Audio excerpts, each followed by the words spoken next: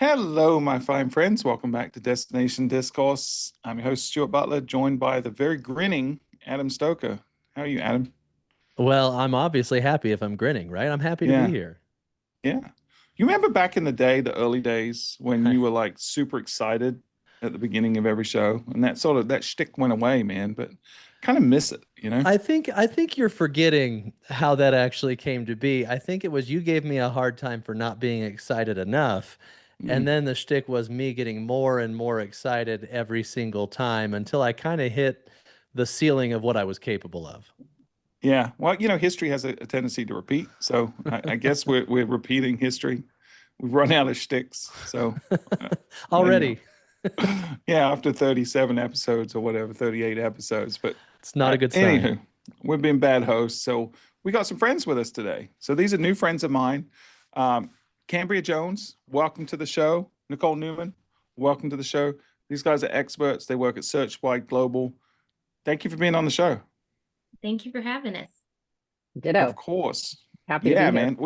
We're going to be talking today about like the state of the industry as it relates to the hiring. And full disclosure, SearchWide actually helped me land this position with Visit Myrtle Beach 4 years ago. So big fans of you guys Well, and and before appreciate anybody judges them by that, I want you to know their product has gotten a lot better since that happened. it. Yeah, their filters didn't find all my scary background and you know.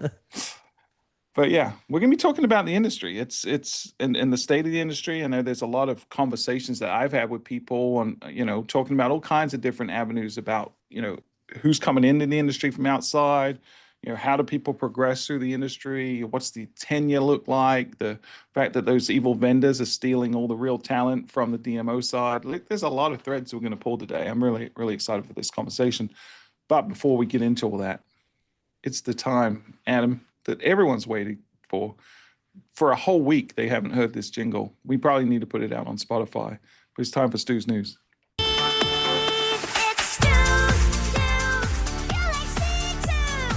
Oh yeah. Cambria, what's your opinion on this amazing jingle that Adam loves so much? I like it, and I don't think that I had seen the graphic before, so I appreciate that being at it. The Sue's News, yeah, Yeah, it's or yeah, rocket. It's really on brand.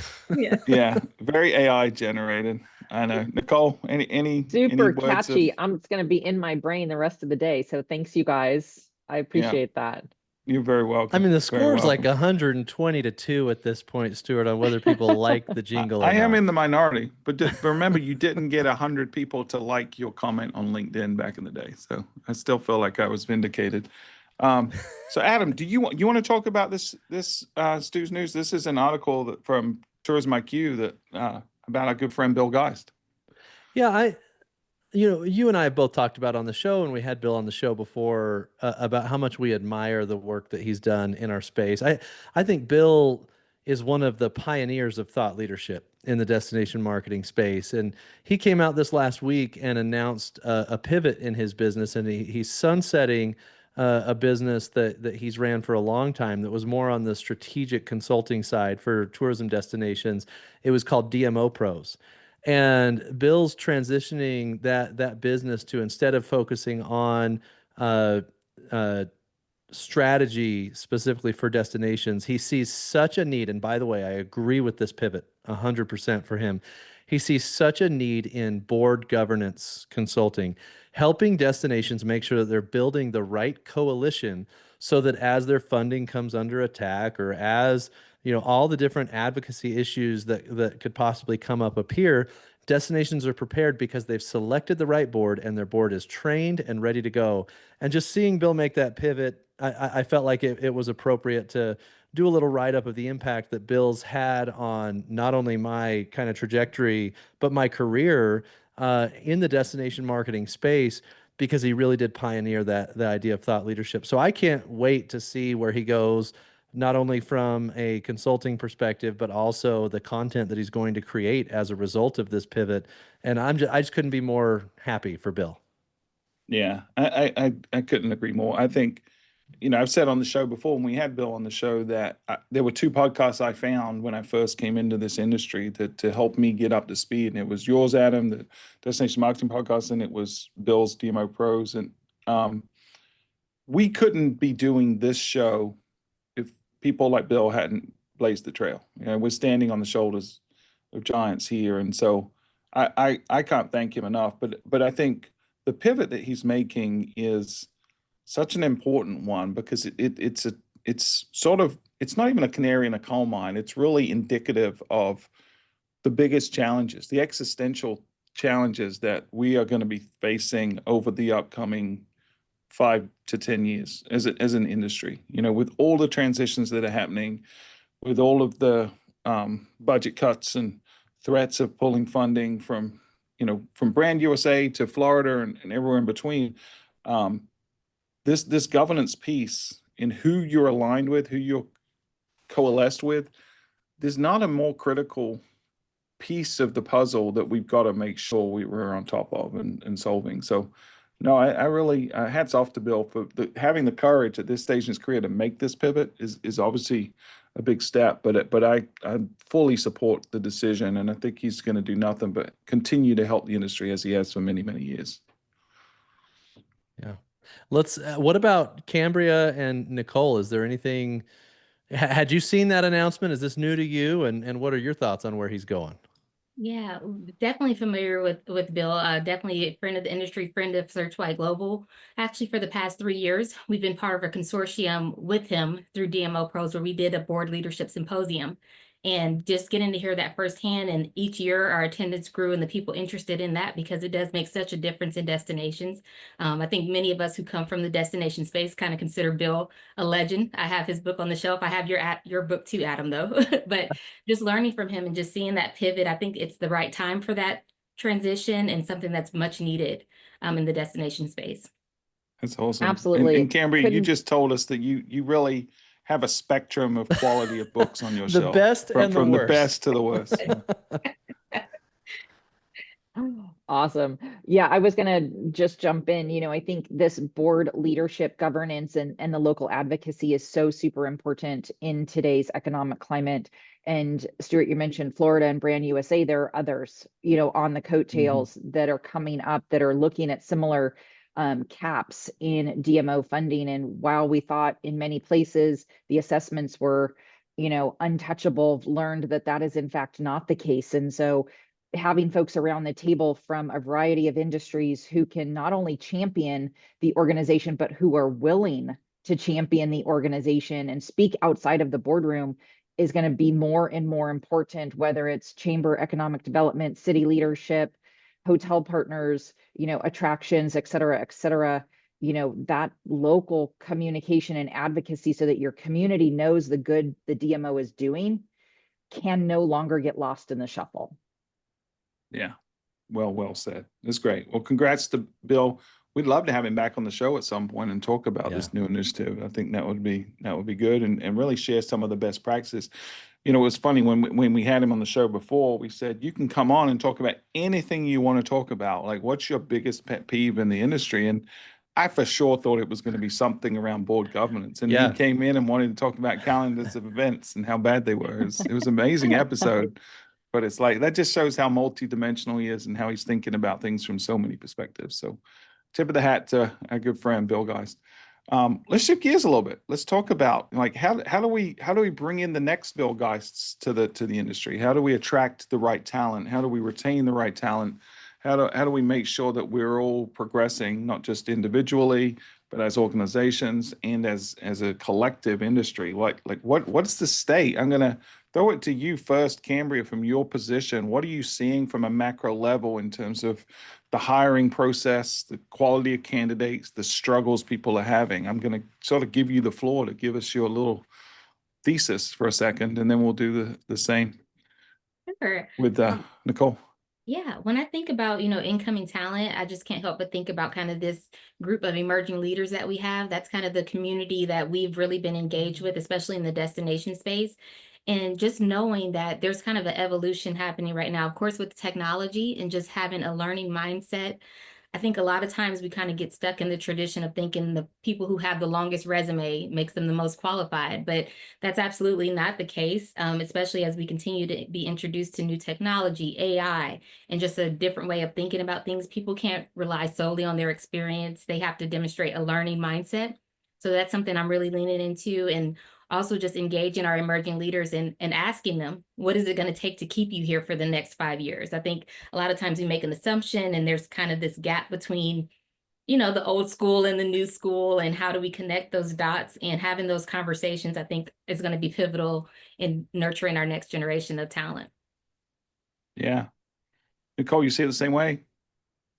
I do, but there's more to it, in my opinion. I think building off of what Cambria just mentioned, there's an old school and a new school, and there's Gen X right in the middle, right? We don't ever talk about the smallest generation that's out there that's been waiting in the wings, right? And we joke about it internally, especially when we do our generational workforce information, is the boomers, the millennials. Nobody talks about the generation in the middle that is also waiting, to Cambria's point, in terms of what's next in the evolution in their careers. And so we've got this whole millennial generation that's coming up that's ready, and they're adopting the technology. But we've got this generation that, when we look at them, and if they start to get leapfrogged, you're going to have a generation that is not very happy in the workforce at all.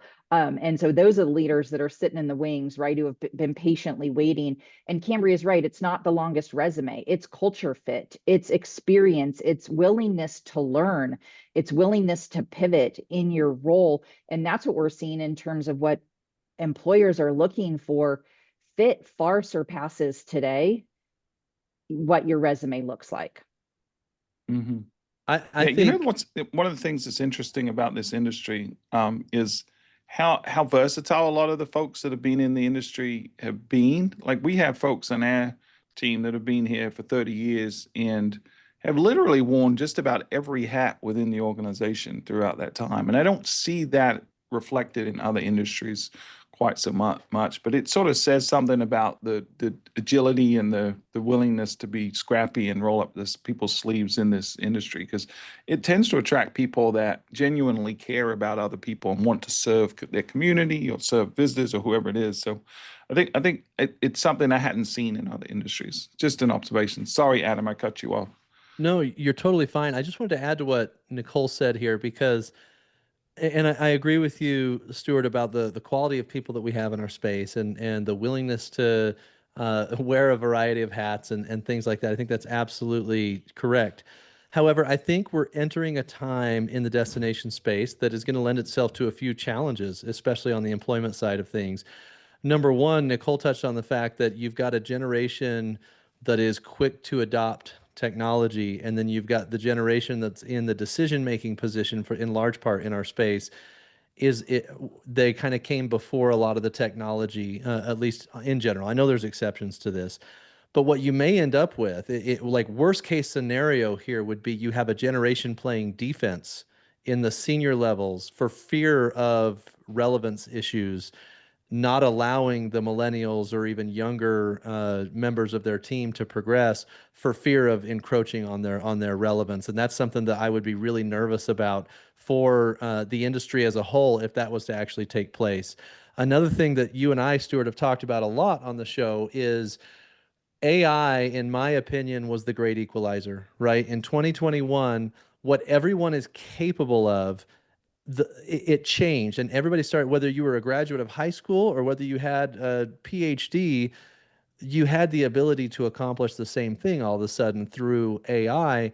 And so in my mind, in an industry that is desperately in need of evolution, from a technology perspective, from a marketing perspective, evolution is critical. What I would be looking at if I was in a decision-making role at a DMO, instead of the long resume like Cambria mentioned, I would be looking at how effective are they at leveraging AI. And the reason I would be evaluating that is because that tells me their willingness to evolve, their willingness to try new things, their willingness to take risks, their willingness to learn. And that would be one of the primary factors in my decision making as I'm choosing which members of whatever generation to hire for the role that I have open.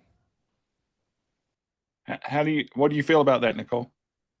I think I agree. I couldn't agree more. That adaptability, the ability to embrace what's coming, I think is going to be pivotal. And I think you see it in our board leadership and our DMO leadership for folks that are creating new positions, chief strategy officer, following the hotel suit, chief commercial officer, research positions. Cambria and I were talking about this the other day. The research positions that 5 years ago didn't exist are now almost in every DMO because of how important data is. That return on investment, that metrics that historically the DMOs 25 years ago weren't really talking about. Now they have to in order to stay relevant for their funding mechanism. So I think that accountability, that adaptability is going to be wildly important. And I don't think there's any reason that we need to be concerned about, anybody in terms of, the right person's going to get the job. They do 95% of the time for a variety of reasons. But listen, that passion for our industry is so important. And you guys were talking about it a moment ago, folks that want to be in the service industry. That's not built for everyone, but those of us in it are in it for life. Yeah. Now, are you guys seeing any sort of trends that related to this or otherwise in the job postings or the process of the selection process that are new because of technology? Are you seeing anyone adapt how they're either looking for or screening candidates along the way? Are you seeing any trends? Yeah, I would just say, I mean, absolutely seeing that. We know that right now having understanding of digital tools is not optional anymore. Like you have to have that. That has to be something that is worked with in combination with your soft skills as well. But then also for us, I know we're looking at using AI to help us with our screening processes a bit more. We're creating some proprietary tools that helps us analyze the different skill sets of candidates. We touched on it a little bit here, but looking at those transferable skills. A lot of times, like we've always thought that people need to have a certain background, but I think, and Stuart, you touched on this a bit, our industry is one of those where you get people from across the board. They come from adjacent industries. And I always say, once you find this industry, you don't leave. You may move around a little bit, but once you make it here. So we're just looking at how can we leverage technology to help us identify that quicker and help build the story and tell the story to our clients of a candidate that may not be a traditional fit. And what Cambria mentioned right there is the key, right? Being able to tell the story of those transferable skills to our clients, right? And to the DMO boards and to the hiring managers, because in a lot of cases, they want that traditional DMO background. Whereas we can go to, as Cambria mentioned, outside the industry for transferable skills, and AI is only going to help us to bridge that gap. So Nicole, I just want to ask a quick question on something you said earlier. You mentioned that you feel like 90 to 95% of the time, the right person is going to get the job.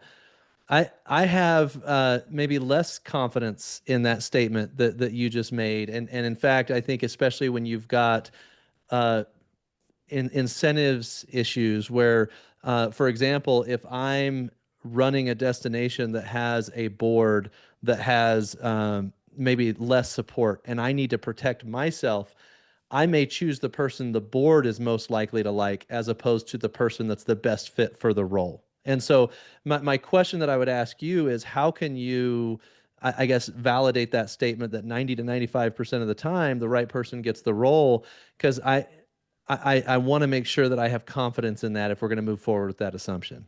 No, I appreciate that, Adam. And I should have been more specific as it relates to our work and the work that we're doing at SearchWide Global. We don't have 100% track record. We would love that.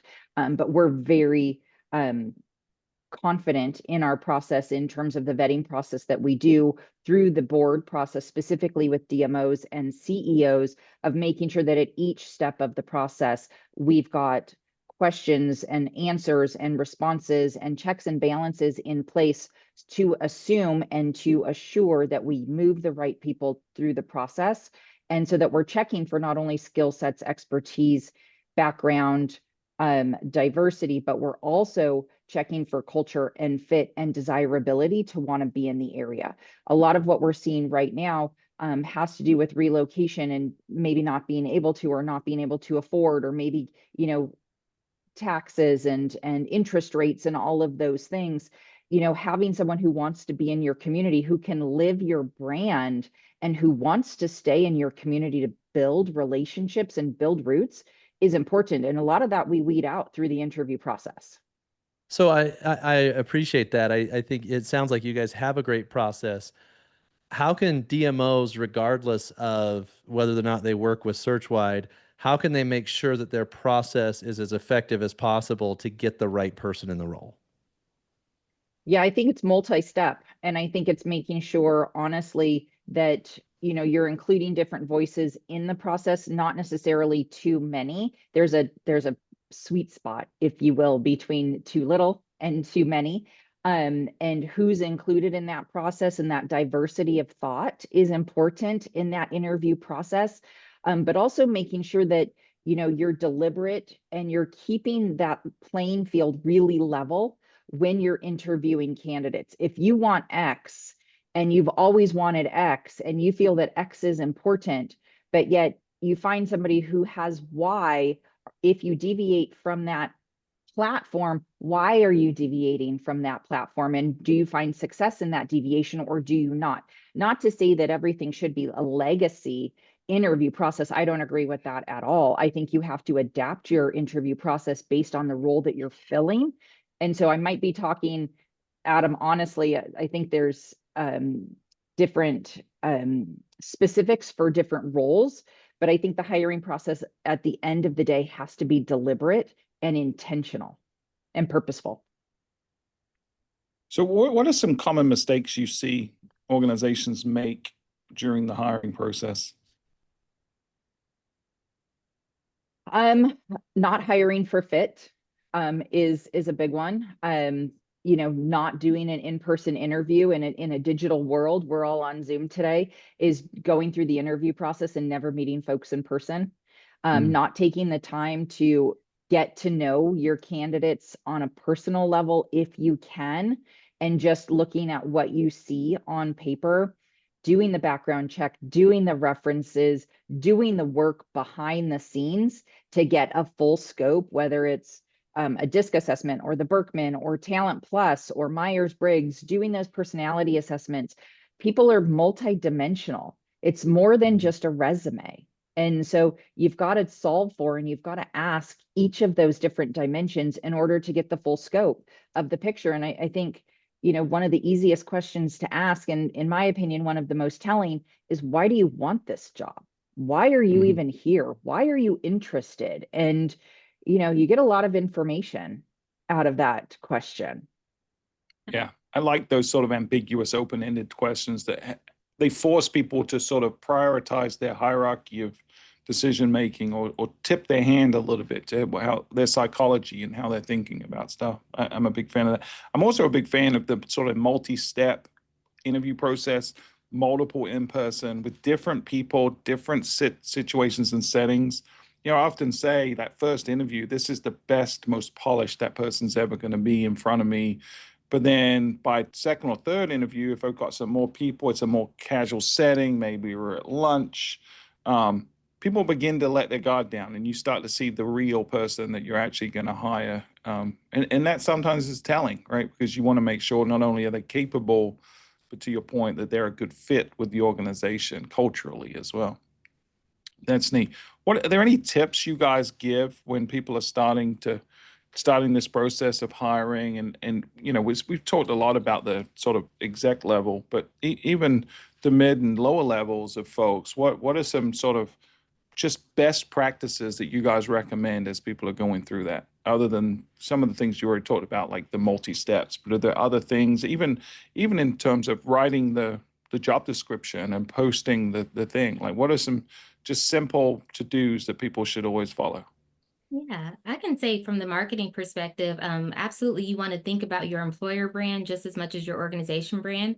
I say in our industry, I think we're really great storytellers. We're really great about promoting our destinations, but your employer brand is just as important.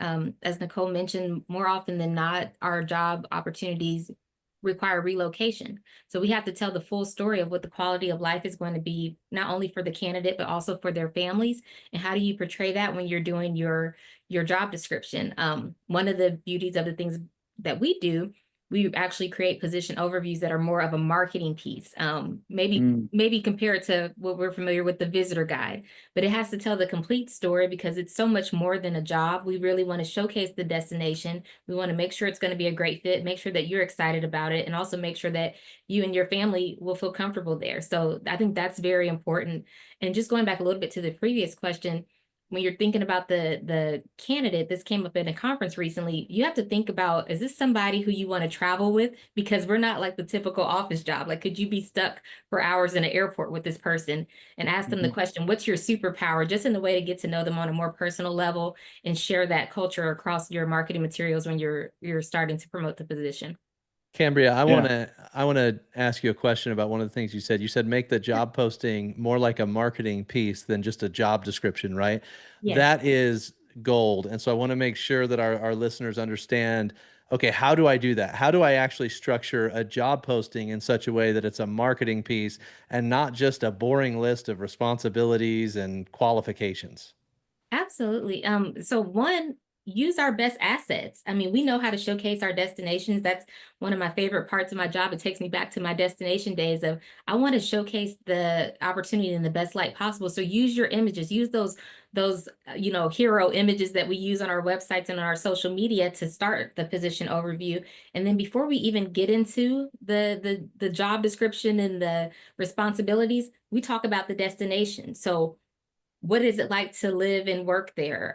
What are some of the highlights of your community? Any accolades that you've received? And I love if I can tap in a little bit to that employer brand and share some snippets about the company or organization culture and some of the things they're proud of. And then we get into the position summary of the skills and things we're looking for. But yeah, tell the story first and lead them into that, because we don't want just those stale job descriptions that we've seen with too many bullet points.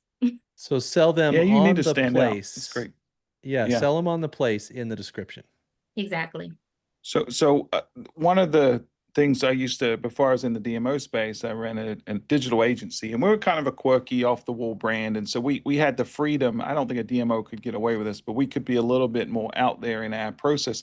And we wanted to attract people that were sort of like-minded. We always valued scrappiness as our number one trait. I would take someone that had a can-do attitude, willingness to learn, over someone that had a decade of experience every time.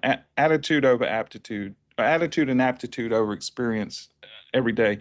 But one of the things we used to do is we would put sort of tripwires in the application process. We'd ask people to jump through silly hoops to see if they were the kind of person that would be able to work in our environment. And one of them was, this is before AI, so it was a little more manual. Regardless of the position, we would say they had to go onto our Twitter account prior to X, and they had to send us a meme about Steve Harvey that was relevant to us and them.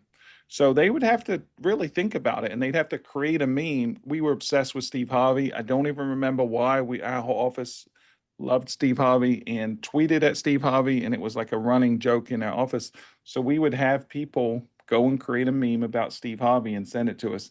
And we knew anyone that went through that hoop of doing that, as when they submitted the application, had that little bit of extra. They would go through those extra hoops. They'd do what it took. They'd read all the instructions, So I'm not saying we need to encourage everyone in the DMO world to do that, but I do think there's an opportunity to break the status quo and ask people to do things other than submit a resume and a cover letter.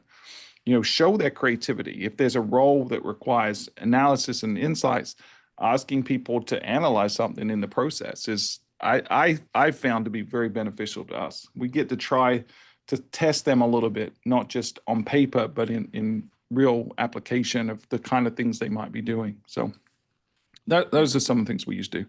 I don't know if it's even legal to do that, but we used to do it, and we never got sued. So it was great. Well, that was fun. And that reminds me of agency days. I always joke and say my time at the agency was boot camp. And I feel like that kind of speaks to that. You just have to be nimble. And I think that was fun and appropriate for that setting.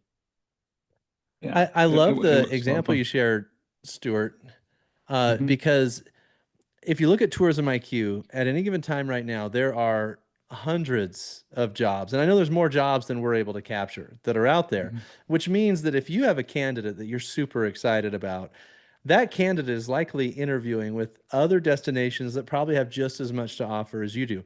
So what Mhm. about the experience can you make unique and memorable? Because we're no longer in, so in 2021, 2022, it was like if you've got a heartbeat and a degree, you're what we need. And we've now kind of gotten to the point where I think the job market has normalized a little bit more, and there's more competition between employers for employees, but also competition for employees to get these high value jobs. And I think the pendulum is fairly balanced right now. And I just think doing your standard process for every role is not what's going to set you apart from the 4 or 5 other positions that somebody's interviewing for, and vice versa. And so to do something unique, like have them go create a Steve Harvey meme, as dumb as that is, and Stuart, it's really dumb. Okay. But it's something Thanks.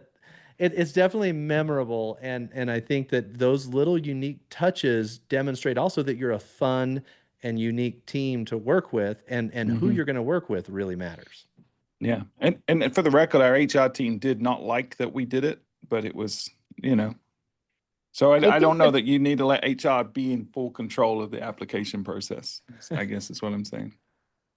I'm not going to agree or disagree with that, Stuart, but I am going to say the process has to be authentic to your Yeah. organization and to your brand. And so you can't, if you're not a fun environment, which our DMOs are all fun, but if you're not a fun environment, you can't expect someone to do or put a facade that we're super fun, Steve Harvey meme if you're, putting someone in a cube, Yeah. right? 40 hours a week. And so be authentic to your process, be authentic to your culture, as Cambria mentioned before, is wildly important. And Stuart, going back just a moment to the multi-step process, you also have to be expeditious in your process. Where we see folks Mhm. losing people and losing good people is when we get 8, 12, 16 weeks into the process and they're on interview number 5.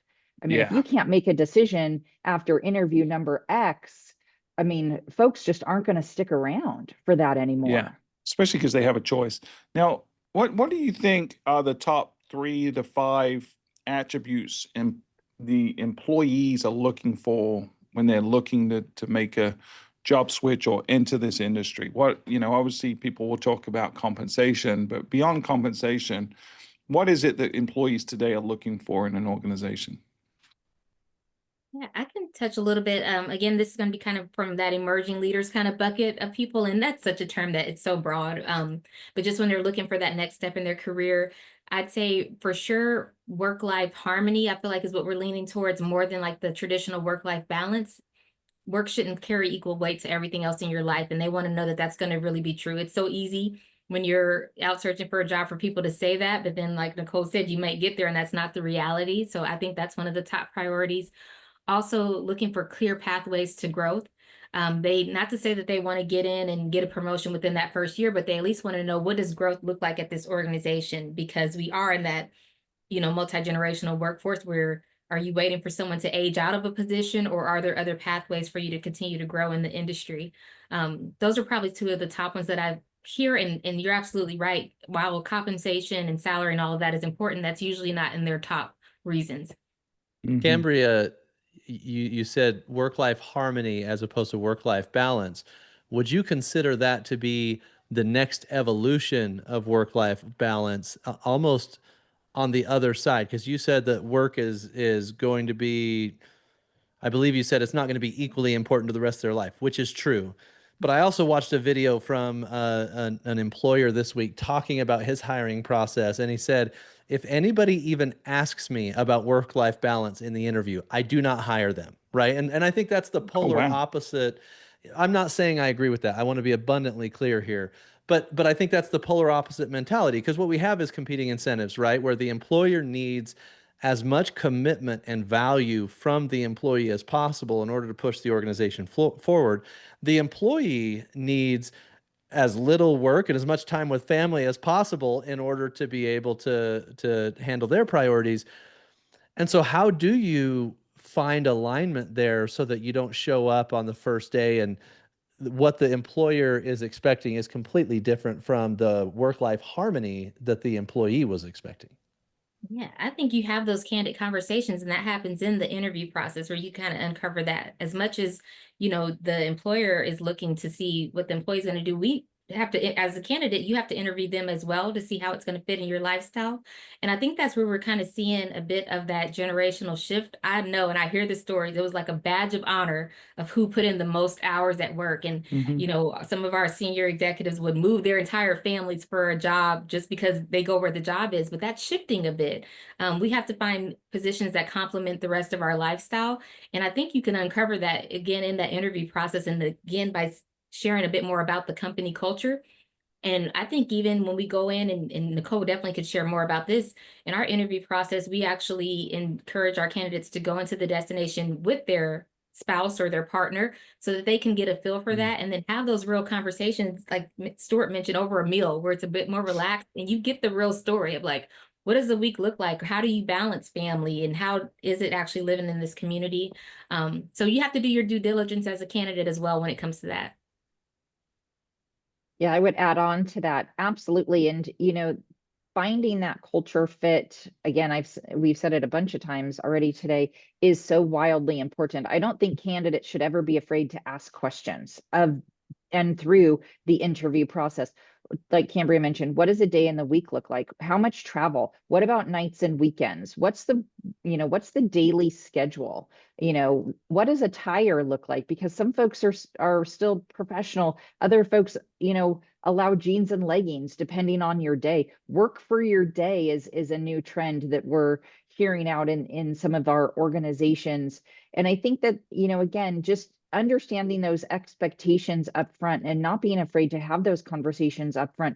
Not every organization is going to be for every person, and not every person is going to be a match to every organization. Yeah. It's a professional matchmaking, right? You've got to find the one that suits you best. Can you elaborate on that? Like, I'm not familiar with that term. Work for the day, is that what you said? Work for the day you have. Yep. We've got a couple DMOs that are employing that. And so if you're hauling boxes, stuffing gift bags, you might come into work in leggings and a hoodie. If you're on site visits, you're going to be in slacks and a blazer. If you are on your work from home day and you've got a sick little one behind you, you might be in business up top and casual underneath, whatever the situation is. But if you're lugging boxes around, you probably don't want to be in heels for our ladies. And a blazer. Yeah, so a more commonsensical, flexible approach to the situation. That's pretty much what we employ here. Is what your day is. Let's dress appropriately. I work from home, and I was instructed by management no more leggings. So, I want to shift gears a little bit, if that's okay. I've got a question for you guys, and Stuart alluded to it earlier. But outside looking in, what I'm seeing is there's different, I would say, levels of rock star, for lack of a better term, in the destination space. And you've kind of got a cohort of people who are just guns blazing, pushing the industry forward, moving as fast as they can. And as soon as they get to where they're about to make this massive impact on the destination, a vendor recognizes that capability and says, man, those people could really help my private organization to continue to progress. And I actually think that that's been a big challenge in destination marketing organizations' ability to continue to progress forward, because as soon as they get some momentum, that happens. We're in a dynamic where destinations cannot do a lot of the R&D required for product development, which means the vendor dynamic has to exist, because destinations can't do it on their own. It's the reason I'm in the space. It's the reason you guys at SearchWide are in the space, right? Like this dynamic has to exist, but it absolutely is a hindrance to the success of DMOs that some of the top talent continues to get hired out of the space. So how are you guys looking at that at SearchWide, and how do we build kind of a sustainable future with that being the current process for poaching the rock stars? I think the good news, Adam, is that they're coming back. And so the DMOs are poaching them right back after they spend X amount of time at our agency partners and at the vendors, for sure.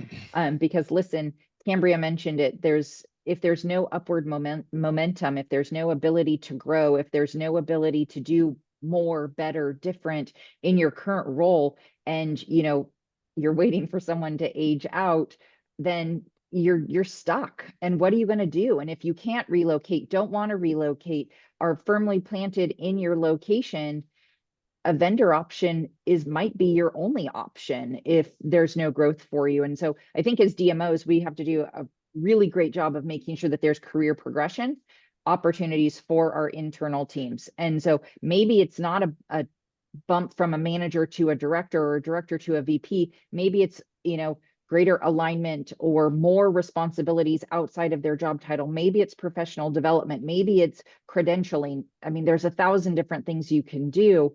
But if you're not giving your employees the opportunity to do better, you might be losing them because they're not having those abilities and opportunities. Cambria, I'm sure you want to add on to that. Well, just going to echo, I had to smile because Nicole was thinking the exact same thing I did. I was thinking when you asked that question, we have boomerang talent is what we've kind of called them.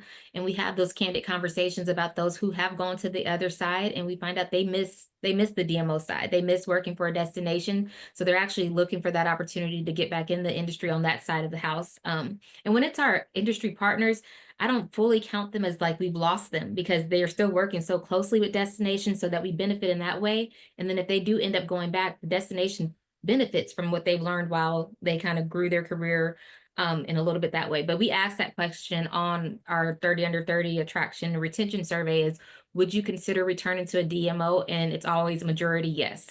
And it's for the reasons that we know and love about the industry. It's the people, it's the having an impact in their communities, not necessarily the compensation, because we know that's what attracts them first, but they get there and then they miss the other side.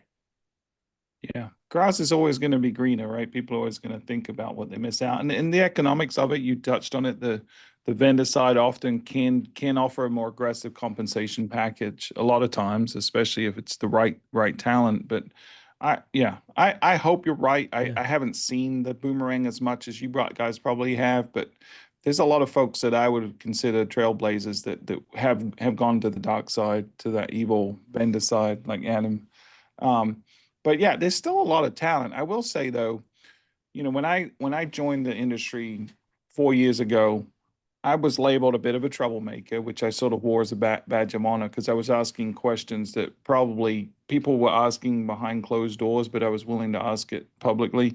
And I didn't feel like there was a lot of other troublemakers 4 years ago. But what I'm seeing today is there is an increased confidence, and there are more people asking the tough questions and willing to take risks and willing to put their necks out there. So I am hopeful that we're sort of accelerating.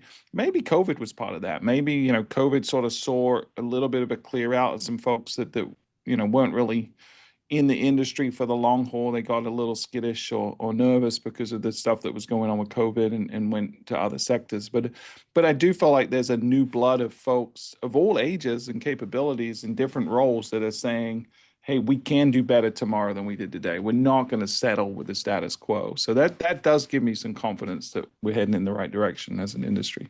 I don't know if you guys are seeing that same trend.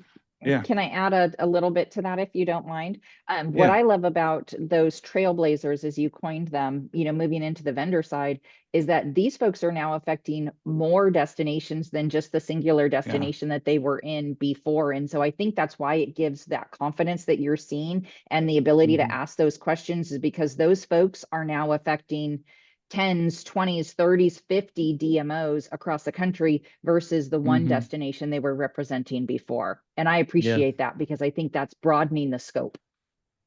Yeah, I think that's a good point. I also am going to argue with myself just a little bit here because I do believe that the pendulum is going to swing because you see the ARPA funds have worked their way through the system.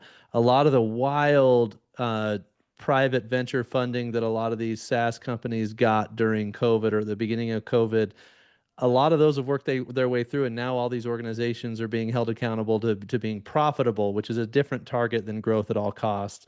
And I think what that's going to result in is a different budget level for hiring than they had several years ago, and that'll likely result in less poaching than you got before.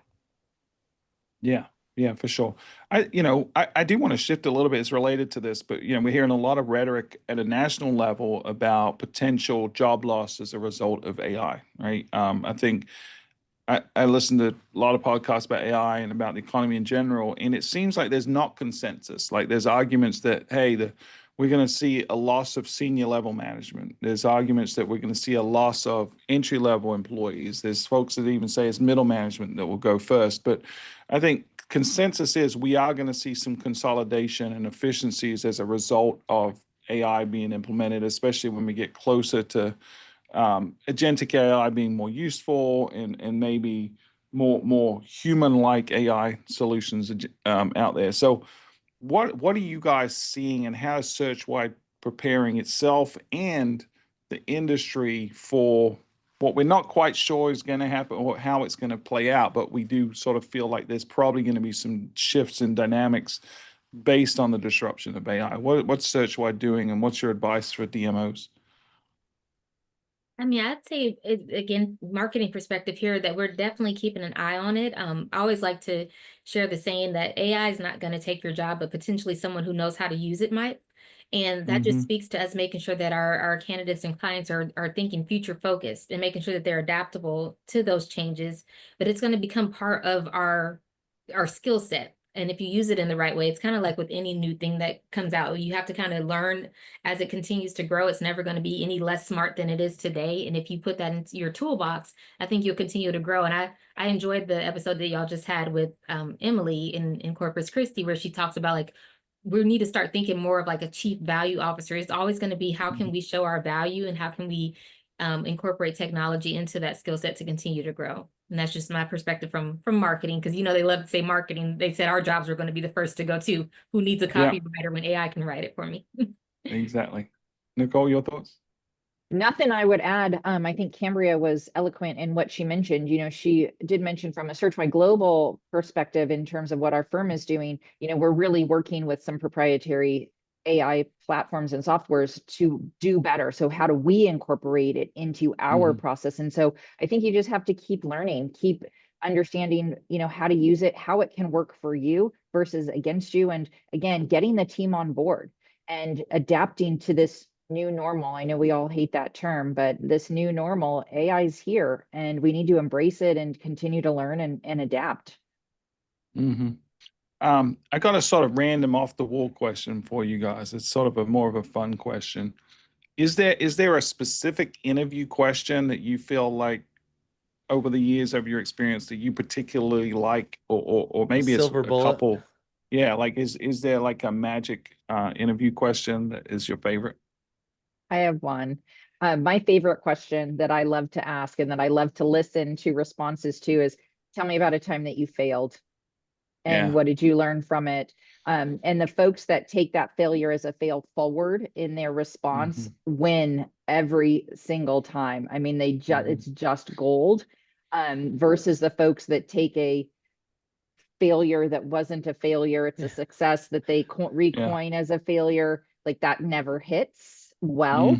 And so again, I think it shows a candidate's authenticity and humility when you can talk about a time where you just didn't hit the mark. And that's a vulnerability. We used that term before. And again, now we're talking about a human being across the table. Yeah. And I think Cambria, do you have one? I do, and I'm not part of that process often, but one of my favorites I shared earlier is, what's your superpower? I just see that their shoulders relax, and it gets them thinking. They're not used to that question. And I get some really good insights from them, and I let them go any direction, because sometimes those people will pause. Well, what do you mean? What's my superpower in relation to this job? No, just what's your superpower? And I always learn something really interesting about the person. Yeah, I love that, because you get their sort of introspective view of their self-perception, and that's powerful. No, I think one of the biggest things that I like to know about someone is how self-aware they are, and so any question that can show me they know their flaws, they know their strengths, they know how other people see them, that's really powerful for sure. Self-awareness. That's great. Adam, do you have any? Not in the interview questions. I actually want to go back to the previous question, if you don't mind, when you addressed AI, and that's that I think there's going to be a major chasm that develops between the value of thinkers and the value of doers. Doing is going to be commoditized in the coming years because of AI. Tacticians, they're going to be prompting and then something will get done. Thinkers are going to be more valuable than they've ever been because they're the ones that know how to leverage AI to get to the end result. The people that ask, what if, and then there's a really interesting question on the end of that, are now going to have the power to find out what if. And those people will be incredibly valuable to every employer out there. So if I was going to give anybody any advice whatsoever, and we actually just had this conversation in my organization last week, everyone has to become a strategist as opposed to a tactician. And if you successfully make that transition, you will be entirely protected from AI, in my opinion. Yeah, well said. I would agree. I think, there's a lot of folks talking right now about how important discernment is, and people using the term taste a lot, because we can do a report really easily now with AI that looks, at first glance on par with the best that any expert can do. But can you notice the nuances in that? Do you have the taste to be able to discern, okay, this misses this small point, and here's why that's important. But also, do you put in the rigor to the process to really deeply understand the material? Can you stand up and defend it? Can you present it without the AI notes, right? Do you really understand it to a level where you can implement it? So I couldn't agree more. I think AI is just another tool, but it's a unique tool in that it brings new risks that we haven't really faced before, because on the surface it can feel like we're accomplishing the tasks, the tactics really well, but we may be missing out on the bigger picture, the bigger opportunity, because we've sort of become automatons to the powers of the AI. So yeah, I agree. That's probably a deeper conversation for a whole nother episode. Yeah. But we are getting sort of low on time, so I'm going to give each of you ladies sort of a final moment to is there anything we didn't touch on today? Is there any final thoughts you have or advice you can give to the industry? And then after that, I'll give you an opportunity to do a shameless plug. But I'll go Nicole first. Any final thoughts? We appreciate the conversation today. No, me as well. Thank you so much for having us on. What I would say is just, be yourself through an interview process and through a hiring process, whether you're on the hiring side or on the job seeking side. Just be who you are, because you want to be in an organization that matches who you are and applauds you for being your authentic self. That's where I'll leave that. Quick and easy. Great advice. Cambria? Absolutely. Yeah. And again, thank you for having us. This has been a fun conversation. My message to the industry would just be, don't forget your employer brand. We know you're great storytellers. Don't forget that the candidates that you're seeking and your talent that's there now, they want to know that you can tell your story about why this industry is so great to work in and how we keep them there. So that's just as important. Awesome. Adam, you want to add any icing on the cake? I think I hit everything I wanted to. I really appreciate you ladies coming on and talking about the state of hiring. I think it's constantly evolving, and I think it's critical that destinations ask why we're doing it the way we've done it and constantly evolve. And I think you guys are a great source for us to be able to continue to keep our hiring practices up to date. Thank you. So, ladies, I'm going to start with Cambria this time and then go to Nicole. Opportunity to shamelessly plug anything you want. If anyone wants to find you, what's the best way to reach out to that? Absolutely. Well, of course, I would encourage everyone to visit our website, searchwideglobal.com. Absolutely connect with us on social media, especially on LinkedIn. We have a lot of information there. Our team will also be at the Destinations International Annual Convention hosting the Emerging Leaders Lounge. So encourage you to come there for some engaging conversations around talent attraction and retention. Great. And then Nicole, we want to find you? SearchWide Global website, LinkedIn, social channels, we're there. That's awesome. Thank you, guys. Adam, if they want to find you, and notice that the ladies they're promoting their business, they're promoting their team. Adam, you're going to just promote Adam Stoker, I know, but where can they find you? Well, with that framing, I really appreciate that, by the way. You can find me on LinkedIn, Tourism IQ, or adam@thebrandrevolt.com, and I will put you in touch with one of my incredible team members. There you go. I love it. Thank you for listening, everyone. If you want to reach out to me, you can find me at Stuart Butler on LinkedIn, or you can email stuart.butler@visitmyrtlebeach.com. This has been a great conversation. Ladies, you are welcome back anytime. And if you listening have a topic you want to talk about, or you have feedback for this topic, please don't hesitate to reach out, leave a review, let us know what you think. And until next time, this has been Destination Discourse. Thanks, everybody.